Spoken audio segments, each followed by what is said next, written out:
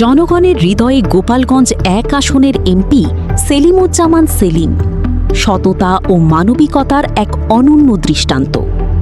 বিস্তারিত রাসেল কাজীর প্রতিবেদনে। সততা, কর্মনিষ্ঠা আর অসাধারণ মানবিকতার কারণে গোপালগঞ্জ ১ আসনের বর্তমান সংসদ সদস্য সেলিমুজ্জামান সেলিম এখন এলাকার মানুষের কাছে এক আস্থার প্রতীক।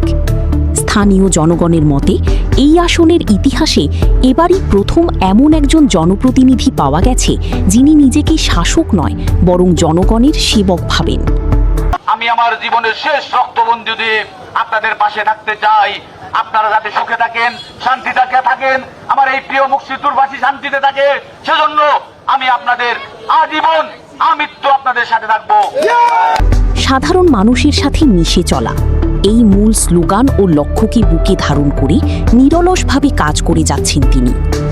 নির্বাচিত হওয়ার পর থেকেই তিনি বিলাসী জীবন পরিহার করে প্রতিনিয়ত সাধারণ খেটে খাওয়া মানুষের সুখ দুঃখের খোঁজ নিচ্ছেন।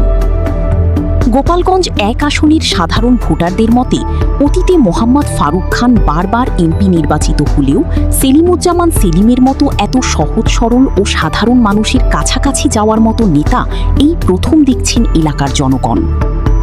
সেলিমুজ্জামান সেলিমের প্রধান লক্ষ্যই হচ্ছে সমাজের প্রতিটি স্তরের মানুষের সাথে সরাসরি যোগাযোগ রক্ষা করা।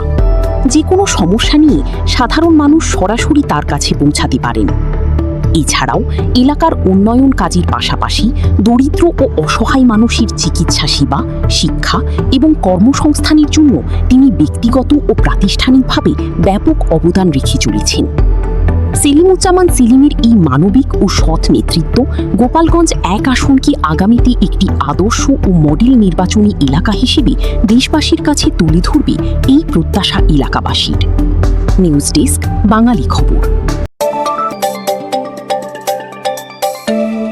সত্য প্রকাশের নিরপেক্ষ বাঙালি খবর।